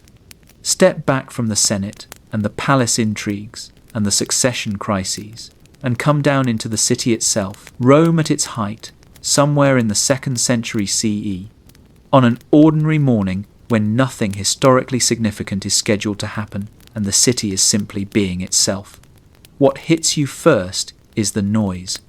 Rome, at its peak, holds somewhere between 1 and 1.5 million people, making it by far the largest city in the Western world and one of the largest anywhere on Earth. A city of this size in the ancient world is not quiet. It is not clean. It is not remotely what the marble monuments in the Forum suggest when you look at them stripped of their context and their population. It is dense and loud and layered. A vertical city of apartment blocks called insulae rising, 4, 5, 6 stories above streets, barely wide enough for 2 carts to pass each other, which is why Julius Caesar banned wheeled vehicles from the city centre during daylight hours, pushing all the deliveries and transport to the night, which means that wealthy Romans complained chronically about the noise keeping them awake, which is a complaint that will resonate with anyone who has ever lived near a busy street. The insulae are Rome's great architectural secret, not the temples and basilicas that survive in ruins, but the ordinary residential blocks where most Romans actually live. They are built largely of timber and concrete, rising above shops and workshops at street level, dividing upward into increasingly cramped and increasingly affordable apartments as you climb. Ground floor units are the most desirable, larger, better ventilated, closer to the street fountains that supply the building's water. The higher you live, the farther you carry everything, the hotter it gets in summer, the colder in winter, and the greater your risk in the event of fire, which is not a theoretical concern in a city built substantially of wood. Rome has professional firefighters, the vigiles, established by Augustus, 7 cohorts of freedmen who serve as both fire brigade and night watchmen. This is a surprisingly modern institution for the ancient world, and it exists because the alternative Crassus's entrepreneurial approach to urban fire response proved both inefficient and deeply unpopular. The vigiles patrol at night, watch for fires, and respond when they find them with buckets, hand pumps, and the ancient equivalent of a controlled demolition tearing down buildings in the fire's path to create a gap it cannot cross. Their success rate is imperfect. Large fires still happen. But the institution itself represents a genuine commitment to urban management that many cities of the same era simply do not have. Water is where Rome truly distinguishes itself. The aqueducts, 11 of them, by the imperial period, carrying water into the city from sources up to 90 kilometers away, deliver something in the range of 1 million cubic meters of water daily, supplying the city's fountains, baths, and the homes of those wealthy enough to pay for a private connection. The math works out to roughly 1,000 litres per person per day, which is more than many modern cities deliver. The aqueducts run mostly underground outside the city, emerging as the grand elevated structures we still associate with Roman engineering only when they need to cross valleys. The engineering achievement is not the dramatic arches but the precise gradient maintained across the entire length of the channel, a slope so carefully calibrated that the water flows by gravity alone, without pumps, across dozens of kilometers of varying terrain. The public baths, the thermae, are where much of this water ends up, and they are one of Rome's great social institutions. The large imperial baths are staggering in scale. The baths of Caracalla, completed in the early 3rd century CE, cover an area equivalent to several city blocks and can accommodate perhaps 8,000 bathers simultaneously, but they are not primarily bathing facilities in the modern sense. They are community centres, places where Romans of varying social classes, though not, in practice, the very poorest, spend hours of their day moving through a sequence of rooms at different temperatures, exercising in open courtyards, receiving massages, having their skin scraped with curved metal tools called strigils, because soap is not yet standard, conducting business, gossiping, reading in the attached libraries, and eating at the snack bars that line the perimeter. The Roman diet, for most people, is simpler than the banquets of aristocratic legend suggest. The staple is grain bread, porridge, flatbreads supplemented by legumes, olives, olive oil, garum, the fermented fish sauce that Romans put on essentially everything, with the enthusiasm of a culture that has discovered umami and is not going to be subtle about it. Fresh meat is expensive and infrequent for most urban Romans. Wine is ubiquitous, almost always diluted with water, consumed at every meal by virtually everyone. The dole, the annona, a state distribution of grain to qualifying Roman citizens, feeds a significant portion of the city's population and represents one of history's earlier experiments in state-organized food security, the costs and logistics of which are considerable and politically non-negotiable. Then there are the spectacles. The poet Juvenal coins the phrase bread and circuses, panem et circenses, as a sardonic commentary on how Roman politicians maintain public approval, and while it is a simplification, it is a simplification with a solid core of truth. The Roman entertainment calendar is extensive. Ludi public games are held on roughly a third of the days in the year, combining theatrical performances, athletic competitions, chariot races at the Circus Maximus, and the gladiatorial combats and animal hunts of the amphitheatre. Admission to most events is free, paid for by emperors and magistrates, whose political fortunes depend significantly on the crowd's goodwill. Historians still debate whether gladiatorial combat was primarily entertainment, ritual, or something more complex, a public demonstration of Roman values around death, courage, and the performance of violence, and whether the crowds who watched were motivated primarily by bloodlust or by the specific theatrical drama of the arena. The sun is high, the baths are full. Someone is selling sausages near the circus. Rome is, by almost any ancient measure, an extraordinary place to be alive. The sausages are still warm, the baths are still running, and Rome still looks, from the right angle, like the permanent centre of the world. The Colosseum stands, the aqueducts flow, the legions hold the frontiers.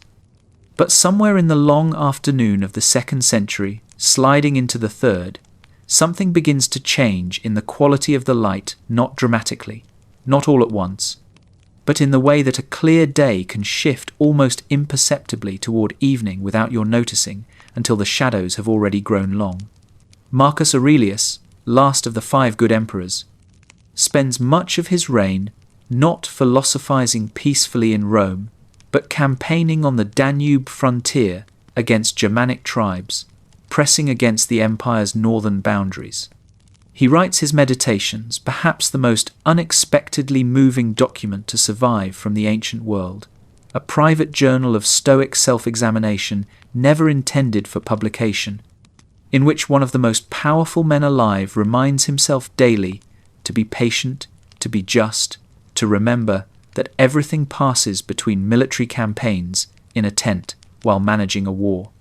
He dies on the frontier in 180 CE, which is both poignant and symbolic. His son Commodus succeeds him, and the adoption system that produced 5 consecutive capable emperors ends with the biological one. Commodus is not interested in frontier campaigns or administrative competence or the careful performance of republican virtue that Augustus established as the template for imperial rule. He is interested in the arena. He fights as a gladiator, or rather, he enters the arena against opponents who have been carefully arranged to lose to him, which is the imperial version of a fixed match. He renames Rome after himself Colonia Commodiana, a rebranding that lasts exactly as long as his reign and no longer. He is strangled in his bath in 192 CE by a conspiracy that includes, in a detail that feels almost too Roman to be real, his own wrestling partner. What follows is another year of multiple emperors, another auction of the Principate conducted by soldiers and armies rather than any institutional process, and then the Severan dynasty, which manages competent, if occasionally brutal rule through the early 3rd century before dissolving into the period that historians call, with considerable understatement, the crisis of the 3rd century. The crisis of the 3rd century runs from 235 to 284 CE, and is the closest Rome comes, before the very end, to simply ceasing to function as a coherent state. In the space of 50 years, the empire produces somewhere between 20 and 50 emperors. The counting depends on how generously you define the term, almost none of whom die of natural causes. The average reign is approximately 2 years. Military commanders seize power, hold it briefly, and are killed by the next commander with sufficient ambition and sufficient legions. The empire fragments at several points into competing regional states, the Gallic Empire in the west, the Palmyrene Empire in the east, each controlled by a local strongman who has concluded that waiting for direction from Rome is not a viable strategy. This is not merely a political crisis. The 3rd century brings inflation severe enough to destabilize the economy. Emperors repeatedly debase the silver coinage to fund military expenditures, reducing the silver content of coins to a few percent, triggering price increases that erode the savings and incomes of ordinary Romans with the blunt efficiency of a very slow disaster. Trade contracts, cities shrink. The elaborate infrastructure of the high empire, the roads, the aqueducts, the public buildings, begins to deteriorate in places where local tax revenues can no longer maintain it, and the central government is too distracted by its succession of military crises to compensate. Plague arrives as well, the Antonine Plague, in the late 2nd century, possibly smallpox, killing perhaps 5 million people across the empire, and then the Plague of Cyprian in the mid-3rd century, which at its peak reportedly kills 5,000 people a day in Rome alone. Ancient medicine has no framework for contagion in the modern sense, and the responses, religious, sacrificial, sometimes the practical relocation of survivors away from infected areas, are what they are. The cumulative demographic effect of repeated epidemic disease on a population already stressed by war and economic disruption is significant and lasting. Out of the crisis emerges Diocletian, who takes power in 284 CE and proceeds to restructure the empire with the energy of a man who has assessed the situation and concluded that everything needs to be rebuilt from first principles. Diocletian's reforms are sweeping and practical.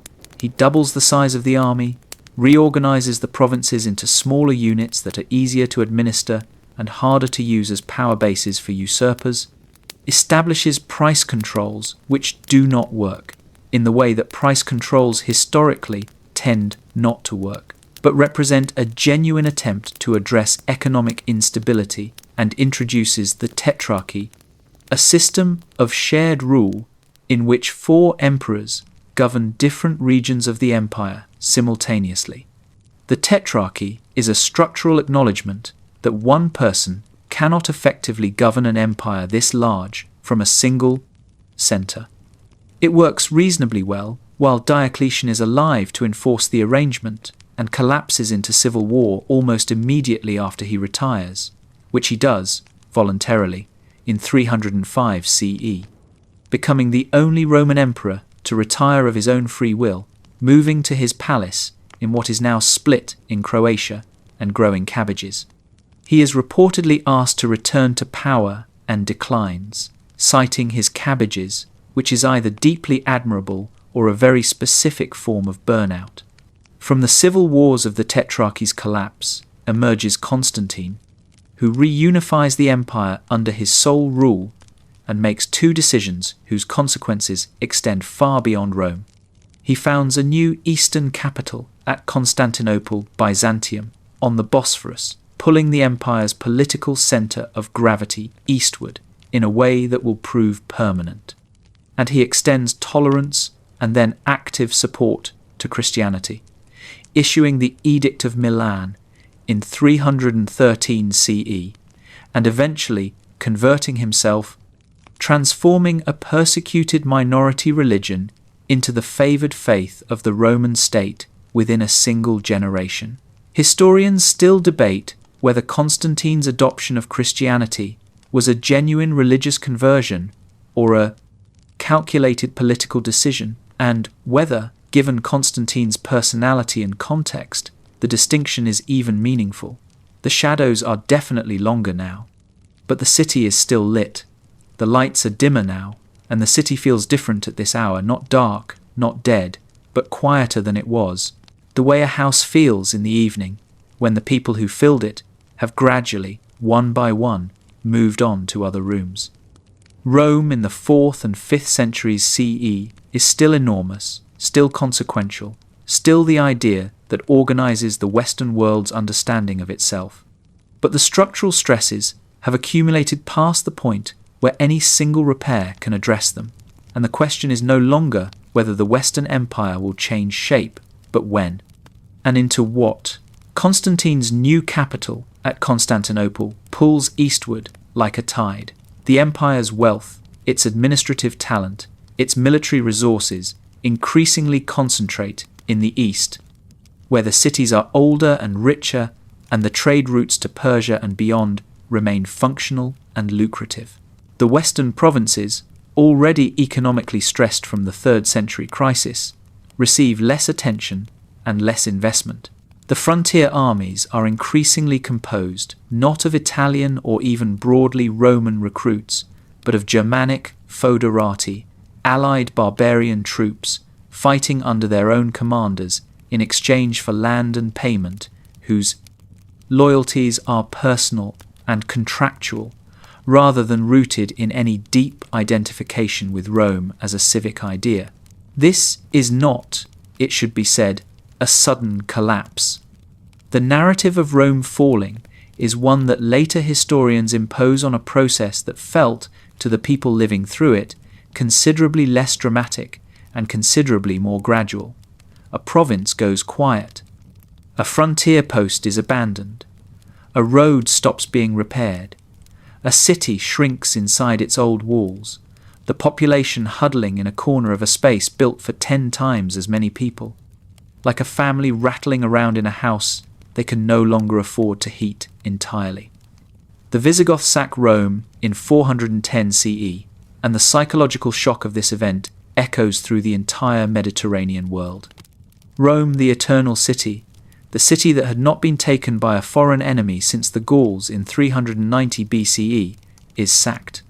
St. Augustine, writing in North Africa as the news arrives, begins his great work, The City of God, partly as a response to the theological crisis the sack produces among Christians who had assumed that God's favour for Rome was permanent and structural.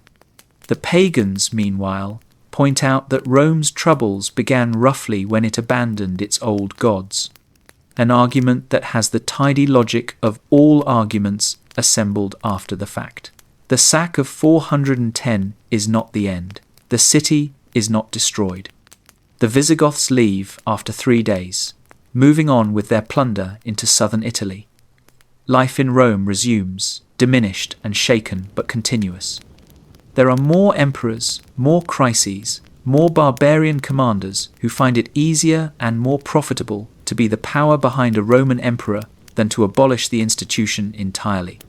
Aetius, the last great Roman general of the West, defeats Attila the Hun at the Catalonian plains in 451 CE in one of the last significant military victories the Western Empire achieves, and is murdered by the emperor he just saved, in an act of political stupidity so profound that a contemporary observer reportedly remarks that the emperor has cut off his right hand with his left. The end. When it comes, is almost administrative. On September 4th, 476 CE, a Germanic chieftain named Odoacer deposes the Western Emperor Romulus Augustulus, a teenager whose name combines, with a poignancy that feels almost contrived, the name of Rome's legendary founder and the title of its greatest emperor, rendered in the diminutive Little Augustus, and sends the imperial insignia to Constantinople. He does not declare a new empire. He simply stops maintaining the fiction that there is a Western emperor. The Eastern emperor, Zeno, accepts the situation. The Western imperial office ceases to exist. It is less a bang than a bookkeeping adjustment. And yet, what Rome leaves behind is not nothing. It is very far from nothing. It is, in many ways, the furniture of the world we still inhabit. The Latin language does not die with the Western Empire. It fragments over centuries into the Romance languages Italian, French, Spanish, Portuguese, Romanian, spoken today by nearly 1 billion people. The legal framework that Rome developed over 12 centuries, the concepts of property rights, contracts, legal persons, the presumption of innocence, the right to face one's accusers flows through Byzantine law, through medieval canon law, through the rediscovery of Roman legal texts in medieval European universities, and into the constitutional traditions of most of the modern Western world. When you read a legal document today and encounter Latin phrases habeas corpus, pro bono, prima facie, you are touching something that has been in continuous use for 2,000 years. The Christian Church, which Rome first persecuted and then adopted, organizes itself along Roman administrative lines, dioceses, following the old provincial boundaries, bishops in the old provincial capitals. The Bishop of Rome inheriting something of the authority of the old imperial centre. The Catholic Church's organizational continuity is, in part, Roman administrative continuity wearing different clothes. The physical remains are everywhere. The Pantheon in Rome, built under Hadrian in the 2nd century CE, still stands with its original dome intact, the largest unreinforced concrete dome in the world for 13 centuries, until Brunelleschi builds the Florence Cathedral in the 15th century. Roman roads underlie modern European highways. Roman city plans shape the street grids of London, Paris, Vienna, Cologne, cities whose ancient cores still follow boundaries laid out by Roman surveyors 2 millennia ago. And then there is the idea of Rome itself, the most durable thing of all. The idea that a city can be a civilization. That law can be a public good rather than a private tool. That engineering can be an expression of civic virtue.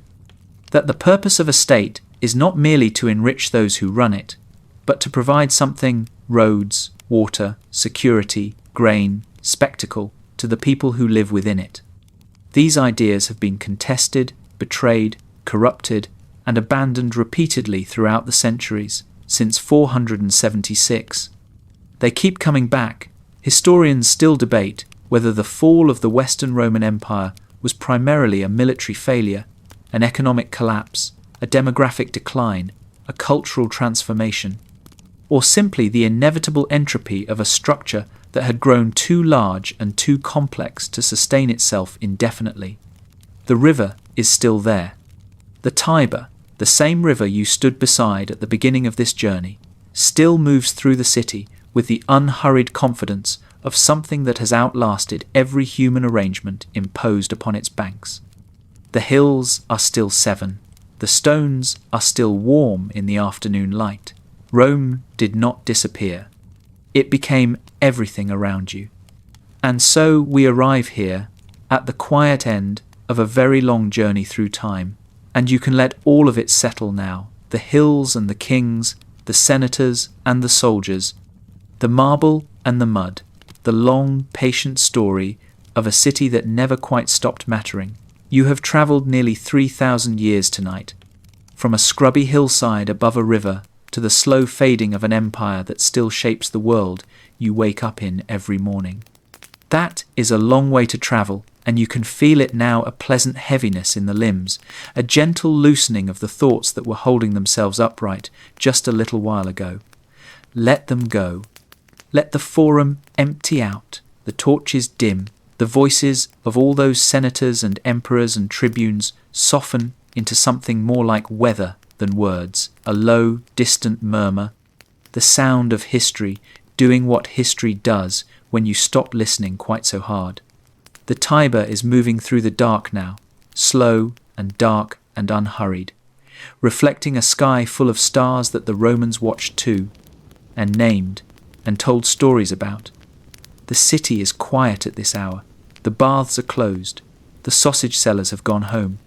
Somewhere on the Palatine, the fires have burned down to coals that glow a deep and comfortable red, warming the stones that will still be warm in the morning. You are very comfortable now.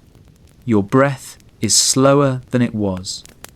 The weight of the day has distributed itself evenly, softly, into the surface beneath you, and there is nothing left to hold on to, no appointment, no decision, no unfinished thing that cannot wait until morning, when you will wake rested and unhurried, carrying with you, without knowing it, the faint and pleasant residue of all those ancient lives.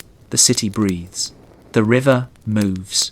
The stars turn overhead with the slow, indifferent beauty of things that have been doing this since long before Rome and will continue long after everything we build has become, in its turn, archaeology. Sleep well. You were a good traveller tonight.